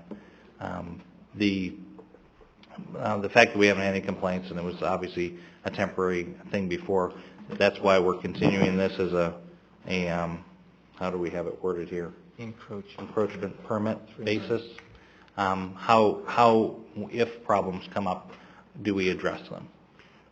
Well, the building department staff, planning staff will check on it occasionally. If we get a complaint, obviously we'll contact the owner, and we'll work of trying to revise the setup or maybe move the flamenco dancers over to the side, or whatever the problem seems to be. I wasn't aware of the electrical issue. If that is an issue indeed, then we'll have to work out some sort of either an agreement or make them plug it into their own plugs, whatever works. Yeah, I mean, we got to be, it wasn't designed for this use, so we're trying to make something work that probably is a great idea, and it hasn't been designed. If there's issue with, utilizing the town's power, we're not going to put in a meter in each power outlet. We got to be reasonable, so I'm sure we'll come up with something that makes sense. But also, it does provide public benefit by having the dancers out there in a public place, so, maybe that's just fine. But I really appreciate you guys staying together and helping them through, because they're not public policy experts, the small business owners here, so you guys are great advocates. Chambers equally a great advocate for our business owners, so thanks for working together on all that. Councilmember Brockie. Bob, I see that the staff's recommended motion is to approve a 3-month extension. When this was first approved, it was 6 months. Why the 3 months as opposed to 6 months? Well, I think now that we know what the process is going to be, I mean, they did do a couple of them before the hot summer months came in. We didn't get any complaints. Now we see the fences up. 3 months is going to put them through the cooler weather. It gets hot again. There's no sense in going into the middle of the hot weather just to see nothing happening there. So that's why we said 3 months. We're okay with 6 months too, but 3 months seem to be illogical. Because it seems that 6 months would get us through to April, and you'd have, that's, I guess, when the season starts going down, when people start leaving town, somewhere right around there. There's also the point that the business owner would like to kind of get a final answer. Is she going to be allowed to keep it there permanently, or is she going to have to pick it up? So the sooner she gets that, I think the... Mayor, if I may, is 3 months, in your assessment or your opinion, going to be enough to properly assess if this is going to work or not work for the town? Yes, I think it will be. And Councilmember Leger, did you have a question? Yeah, Mayor, Okay. Oh, go ahead. Do you have a question? No. We'll go to Vice Mayor next. Is there another question? You're up. Okay. I move to approve the 3-month extension of review period for the right-of-way encroachment permit subject to stipulations of the original permit. Second. All right, first, second, any other questions? Councilmember, or Vice Mayor Dickey. Thank you, Mayor. I don't really have a question, but I wanted to agree with Frank because he said he was in Manhattan and what it was like eating out. Well, I just got back from Ferrara, Italy, and it was exactly the same thing. It was very exciting, and not to make anybody mad or anything, but I took some pictures of like where the tables were as opposed to the cars. It was kind of amazing, so I'll show them to you later, but I have to agree with you. I think it's really a step in the right direction. Good. All right, we have a motion and a second. All in favor indicate by saying aye. Aye. Opposed? Mayor, 7-0. Thanks, Bob. All right, next item 7, consideration resolution 2011-35 approving an IGA between Maricopa County and the town for access to Fountain Hills McDowell Mountain Regional Mountain Preserve through the use of an adjoining trail in McDowell Mountains Regional Park. How are you, Mark? Fine, sir. Thank Good you. deal. Mayor Slum and members of the council. What you have before you is a document that, in essence, staff and the town attorney's office and our counterparts with the county have been working on for almost 2 years. The county, as suburban growth has taken place around the regional parks, have found access to their parks not only through the front gates, like most of them, but also adjoining communities. And so it's become more of an issue for the county to try to come up with intergovernmental agreements between communities that access through their park for park purposes. In our case, we're a little unique because we basically have access not only to the preserve through their parks, but also obviously to the regional park trail system as well. So this document was originally generated by the county attorney. It went through our staff, went through their staff, went through our town attorney, back to their staff and their town attorney. We're at the point now, if the council is supportive of this, we would take it, they would take it on our behalf to their county commissioners for consideration. It basically does a number of things, including relating to the maintenance of facilities, improvements, and management of outdoor recreation opportunities. It basically sets forth what we're currently doing verbally, and now turns it into something written document. Yeah, because they were out there, these leaders of Maricopa County Regional Park were out there connecting that ribbon with us a while back, so they can't, but now we're actually solidifying the agreement between the entities. Correct. All right. Thanks, Mark. Any questions from council on this item? Councilman Rauke. I just have a question. It's geared towards Andrew, if I could, Andrew. Item number 4, the agreement, it deals with indemnification. Can you explain how that would apply, or just kind of elaborate a little bit as far as indemnification? Mr. Mayor, Councilmember Rauke, in most of the agreements that we enter into, it's fairly one-sided in terms of indemnification. The town is generally indemnified for pretty much anything that happens. Whenever we enter into an agreement with a governmental entity, other than ADOT, who we still have to indemnify ADOT even for their own negligence, we end up getting as much of a mutually shared responsibility as possible.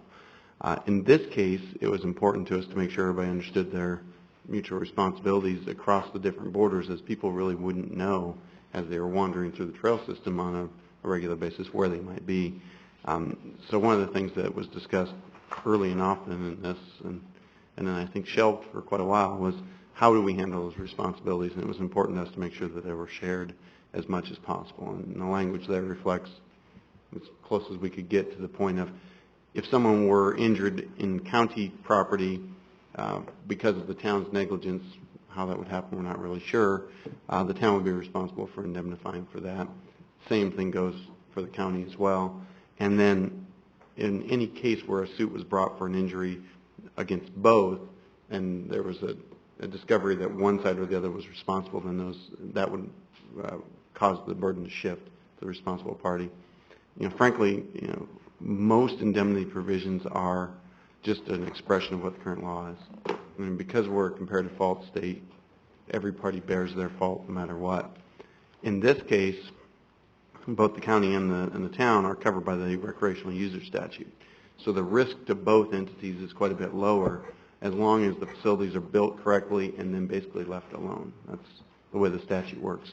The more you go out and modify it and the more you make it more foolproof, the more risk you take on, which is the ironic nature of that statute. So our goal is build the trail right, build it the first time, remove any obvious hazards, but otherwise just leave it alone in its mostly natural state. Thank you. Great. Any other questions? Anyone from the public on this item? No, sir. And obviously, I'm thankful for the McDowell Mountain Preservation Commission and the Sonoran Conservancy and the other groups that helped to build this trail and actually form this partnership as well. through volunteer efforts. And Mark, you too, for hanging in there, and Andrew, for getting the agreement crafted in a way that makes sense for our community. So thank you to everybody. Vice Mayor, you have a question? Mayor, motion to approve resolution number 2011-35 to approve the IGA between Maricopa County and the town for access to the McDowell Mountain Preserve. All right, motion and a second. Any other discussion? All in favor indicate by saying aye. Aye. Opposed? Mayor, 7-0. Thanks, Mark. Thank you. Item number 8, consideration of approving a professional services agreement with the Boys and Girls Club of Scottsdale McKee Branch in the amount of $80,000 for the fiscal period July 1, 2011 through June 30th, 2012 to provide youth programs. Julie? Thank you, Mayor, members of the council. Our 2011-2012 budget, adopted budget, included an appropriation for funding for agencies to provide specific services for the town, and this in the past has gone through a competitive bidding process. We have extended those contracts. These professional service agreements will include programs that we specifically asked for and worked with the groups for delivery of service for the fiscal year 11-12. And the 3 programs that would be provided by the Boys and Girls Club is academic success, good character and citizenship, and healthy lifestyles. And the professional services agreement calls out those programs as well as some performance measurements. And so the staff is recommending approval. Again, we worked with the agencies to make sure that we both agreed on what we wanted, what service we wanted delivered. All right, thanks, Julie. Anyone from the public on this item? No, sir. All right, council, we have the agreement here in our packet. Any questions related to the agreement or this item at all? Vice Mayor. Mayor, thank you. I just wanted to confirm that these programs are only available to members of the Boys and Girls Club. Is that still the case? Julie? Mayor, members of the council, yes, there is a requirement for any person to participate in any of the Boys and Girls Club programs that they be a member, and that protects them for liability purposes.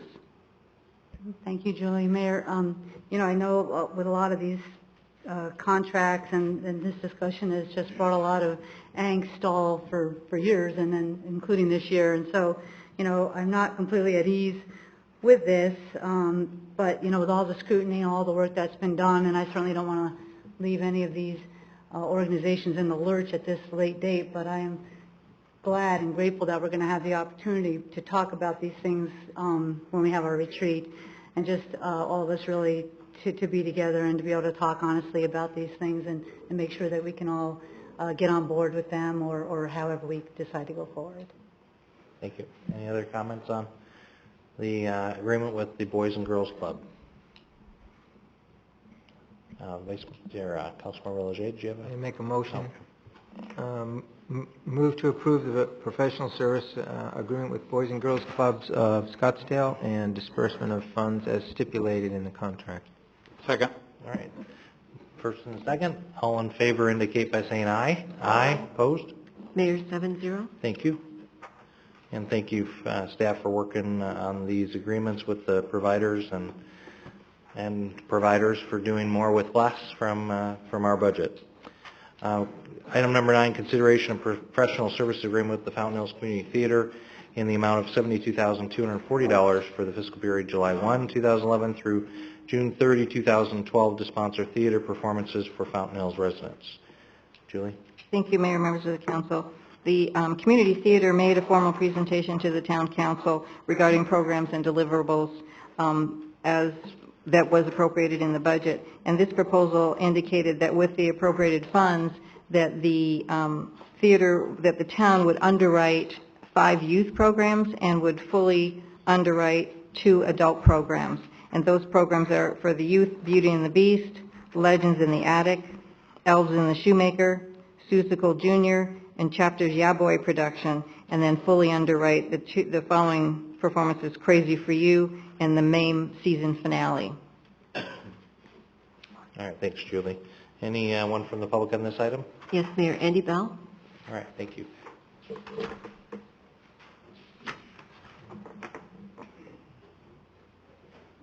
Welcome.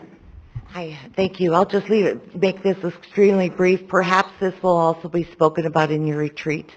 Another funding of a private corporation, and I'll leave it there. Thank you. Thank you, Ms. Bell.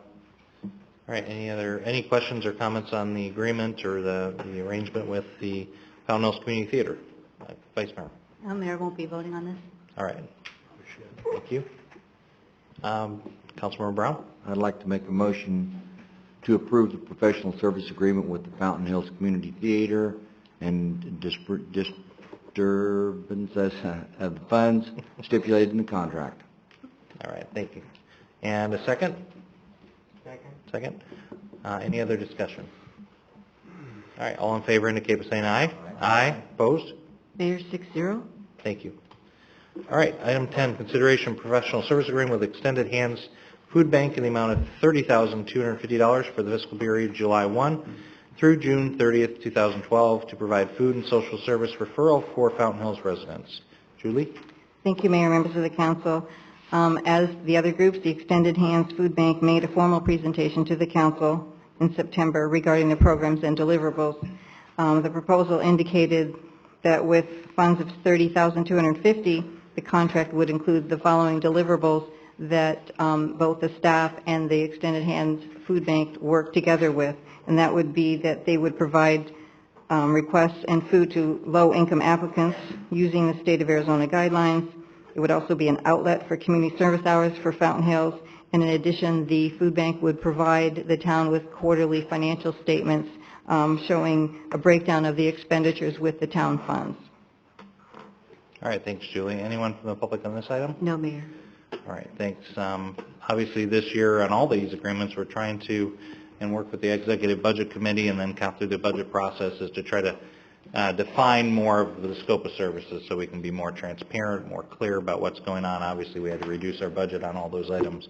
Also, as we've reduced budgets across many, many areas because of lack of lesser revenues coming in. But the agreement here, we also had discussions on the roles in that building. There's other organizations that the folks that are involved in that in the food bank are pertaining to, so there was discussions to make sure that we're clear about what we're providing services for. Obviously, they do a tremendous job, and they do so with a lot of help, a lot of volunteers, and the town still participated in that role. And but just to make things more clear, I don't think there's ever been a lack of support for the Extended Hands Food Bank. It's been more clarity around the agreement and making sure we can move forward in a way that doesn't get anyone sideways or get anyone in trouble. So, Councilmember Elke. Thank you.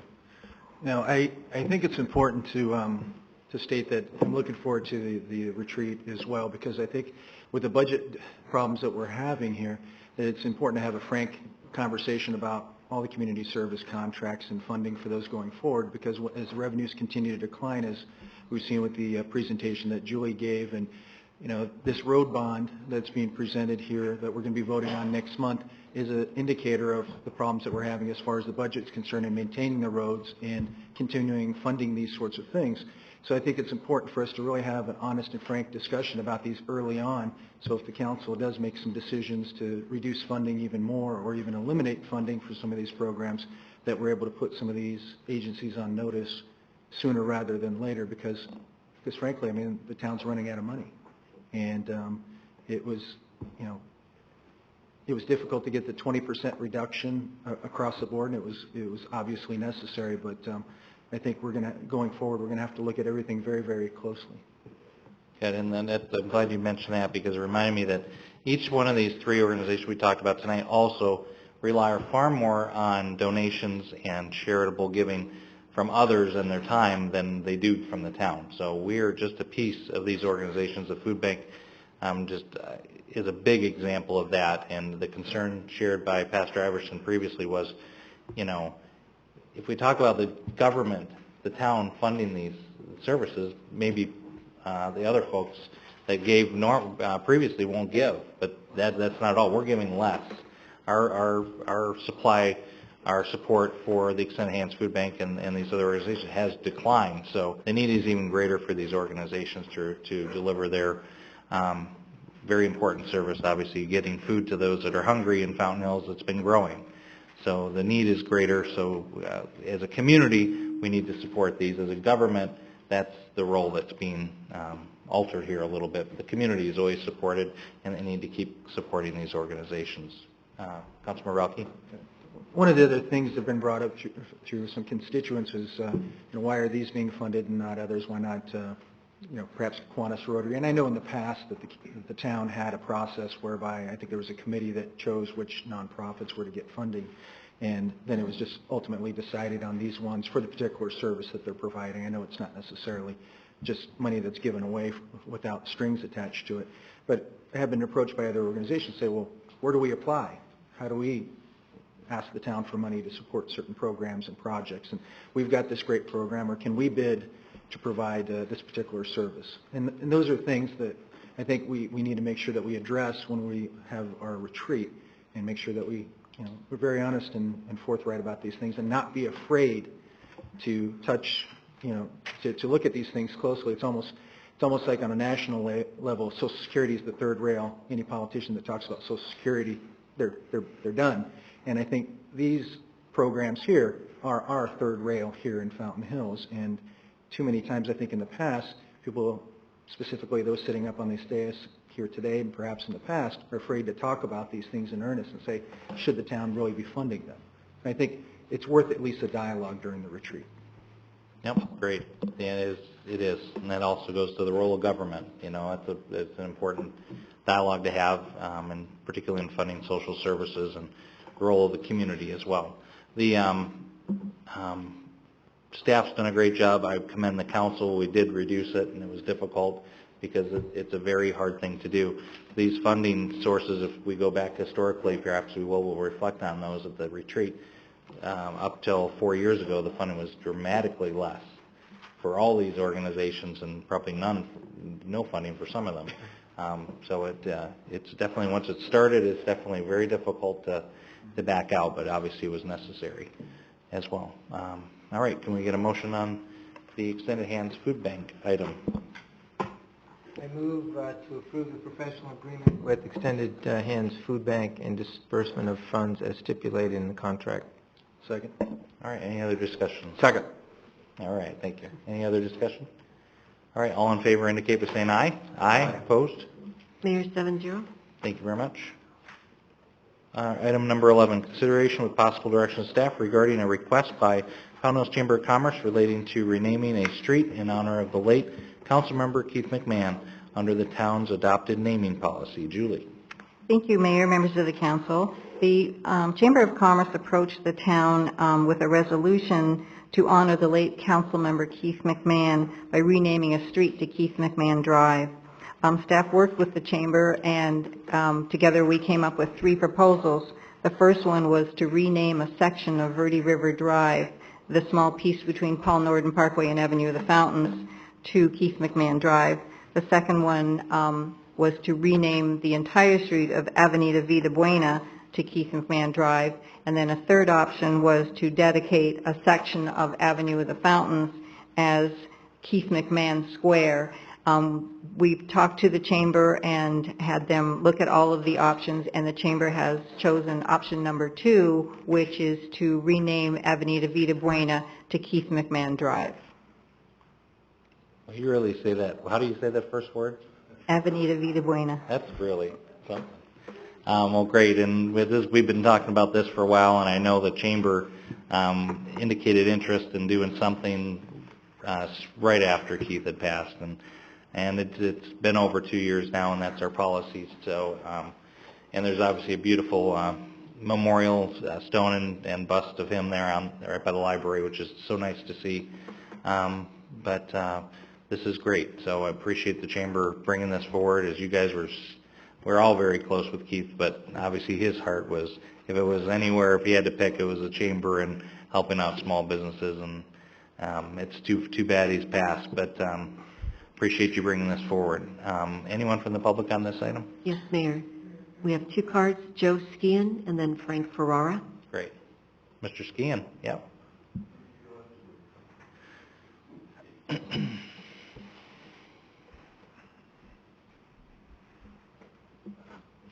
Welcome. Thank you very much, Mr. Mayor, member of the council. I'm here tonight to thank you for considering the renaming of a street in memory of our friend and councilman Keith McMahon. I was on the chamber board at the time of Keith's passing, and I co-authored that resolution, which Julie read to you just a moment ago. But before I go any further, I want to dispel a rumor about Keith. I think all of you have heard for many, many years that Keith came across the hill in a Conestoga wagon. That simply wasn't true. He came in a white Jeep. But I guess that's about all I have to say, except for the fact that I had a conversation with Keith about 2 weeks before his death, and he said, boy, I'd sure like to have a street named after me.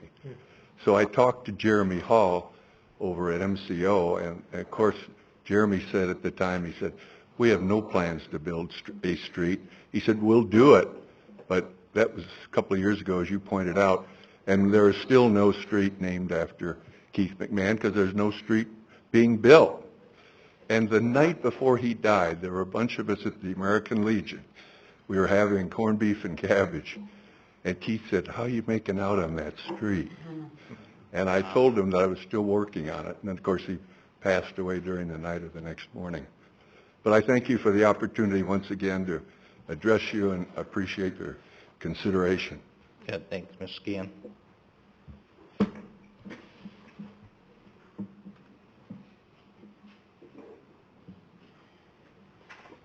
Welcome back. Mayor, Vice Mayor, my name is Frank Ferrara. Forgot to say that last time. And I am the CEO of the Chamber. I ditto Joe Skian, and I really want to give the credit to Joe and Debbie and the group that they worked with. Councilman Tate was part of that group, for bringing this forward. As the Mayor said, right after he passed, there was a resolution on my desk, and we took it to the board to name Verde River, the whole street. Well, obviously there were some problems with that. Number one, the ordinance that specified a couple years. The second was we had businesses on that street, including the Chamber, that would have changed everything. So it wasn't a very viable thing at that time. So when we came up with the second idea, we figured, well, that little piece of Verde River doesn't have anything on it yet. And that would not create a problem. Well, it did, because I didn't realize that Verde River went all the way to El Lago and from Palisades, and then, strip off a piece of it and call it something else might be confusing. So that was a very good option that was not good as far as, it was a good option to disregard. Third option was the street that we settled on, and that was the street called... The other thing that I'd like to say is that street being renamed would be much easier for many of us to pronounce. The end of Bonavita or something like that, whatever. But anyway, I want to parrot Joe, and I want to ditto, and the Chamber is, as you said, Mayor, the Chamber really appreciated all that Keith has done for us over the years, through the years. The fact that he got that old moniker, Mr. Fountain Hills, some years ago, and basically we think that maybe naming that street AVNDA, whatever. And anyway, thank you very much for your consideration. Thank you, Frank. And by the way, thanks staff. Julie, thank you very much. Mayor? Go ahead, Councilman Rocky. Just an observation. Avenida Vida Buena, it's obviously Spanish, and it means Good Life Avenue. And from what I understand about Keith, and I only knew him a short time, he had a very good life, so I think it's appropriate that this particular street be renamed after him. That's pretty cool. With that, I'd like to make a motion. I'd like to move to direct staff to prepare a resolution for renaming the street from Avenida Vida Buena to Keith McMahon Drive. All right, do we have a second? All right, we asked for cards, right? And those were the two. Councilmember Hanson. I just wanted to say something to one of the items that was listed, and that was the portion of the avenue where Keith's monument currently is. Mm-hmm. And, I support doing something for Keith. I have from the beginning. But from the beginning, I also felt really strongly about the avenue and the median, because I remember back in the 1990 and 91, in freezing cold rain, doing Christmas programs out right in that courtyard, with Keith setting up the sound system and setting up the lights, and then they'd go out and he'd get them back on, and it just, he was so much a part of that area, and he spent so much time on the avenue during all the events, stringing the speakers for the Christmas music and stringing all the wiring for the sound system for the fairs. And so, I mean, I guess I just associate and identify Keith more with where he spent a lot of his time when he was doing his special events, rather than a street that really, when you drive down it, you know, to me, you don't really associate it with Keith. I mean, it just seemed like it would have been nice to be able to have that square, maybe something else enhancing the monument, but, you know, actually play. Well, and you know, the thing is, one of the things Keith he asked to be buried on the avenue.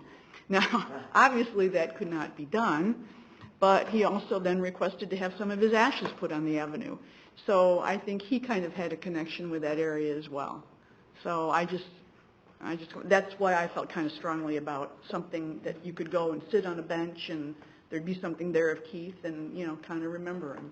In fact, somebody, I think, on St. Patrick's Day said they went down there by his monument and had a beer. And I forget who that was, but they said just to share a beer with Keith on the avenue. So that was my reason for liking that option. Yeah, I think it's a great option. I wasn't aware of the conversation that happened. That's kind of the part that makes me comfortable with the street naming. But I agree with you, Cassie, that that avenue and the things that happen there all the dang time, really, that's where Keith was. And, you know, then some of the things you mentioned, but he wanted a street named after him, apparently. He mentioned it a couple times, so. And obviously you guys are very close with them as well from the chamber that spoke tonight. So I agree. There are a couple good options for sure. The other thing is just to talk to process, Julie and Andrew. We've got a motion and a second here. If we approve this, what's the process going forward? Mayor, members of the council, if this is approved by the council, we will come back with a resolution. What we are required under our naming policy is to notify all the public safety agencies and give them an opportunity to update their maps and their GIS system. So we have to allow some time for that, and then bring back the resolution to actually rename the street. And the street in question, I think I know exactly which one it is and drove by it, but I think I know the extent of it. It goes into a development, but it doesn't change the address of any living units or businesses. Is that correct? That street that we're renaming, there's nothing on it, although it's an access to other units. Is that correct? Mayor, members of the council, the street starts at Fountain Hills Boulevard, just right at the corner where the Quiznos was, and goes all the way and dead ends at Avenue of the Fountains. So it runs right in front of the senior living, the assisted living, but there are no addresses on that street. They're either on Avenue of the Fountains, or those condo units are actually inside another street. So there are no addresses that would be affected, no businesses or residences. Yeah, so it's not the road that goes into the condo development, it's the road before that. Okay, good. Thanks, and that the process will go through when it comes before us and leading up to it. All right. Question down here? Yes, thank you, Mayor. I second what Councilwoman Hanson said. I was with Keith the last time that he had the stroll on the avenue at Christmas time, and 10 o'clock at night, as sick as he was out there taking the lights down after the Santa Claus left. And this is something that I remember, and I think that I will second what she said about having something done down there. I've always thought he should have a statue. Keith McMahon, Mr. Fountain Hills. I really don't think a street does anything for anybody. I think that seeing him like he was, and I don't think his headstone does anything down there half covered up with that seating down there. But I'm kind of disappointed we didn't do something more than just what we did. Thank you. No, this could be, I mean, we could have Keith all over town. We might have him down at the fountain, we might have him on the avenue. I mean, we certainly remember him in those places, so who's to say? You know, we have improvements on the avenue, on the medians to do. Maybe there is an opportunity for something further there for him as well. So thank you. Any other comments? Questions? All right, we have a motion and a second. All in favor of this motion indicate by saying aye. Aye, opposed? Mayor, 7-0. All right, thank you very much. All right, next item, council discussion direction to interim town manager, finance director Julie Giddy. Nothing on that item? See, you were good, you held it. Item 13, summary of council request and report on recent activity by interim town manager, finance director Giddy. Thank you, Mayor. Two things to follow up with. One would be to communicate back with Ms. Bardot on some of the questions on the avenue of the road bonds, and perhaps there's an opportunity to put more information on the website, in addition to preparing a resolution for the renaming of the street. And also want to remind the public about our Citizens Town Hall next Wednesday, October the 12th, from 5 to 7 p.m., an opportunity for citizens to come in and talk to any one of the staff, ask any questions about anything that they have any interest in. That's it. Thank you, Mayor. You'll be able to cover bond questions at that as well? Absolutely. October 12th, when, next Wednesday? Wednesday, October 12th, from 5 p.m. to 7 p.m., yes. Right here at Town Hall or? Town Hall. They're the Citizens Town Hall. Citizens Town Hall. All right. All right, look for a motion to adjourn. Go Falcons! All right. All right, yes, we will. Second? Second. All right, all in favor, say go Falcons. Go Falcons. All right. Yeah. I don't think I got through all. Thank you.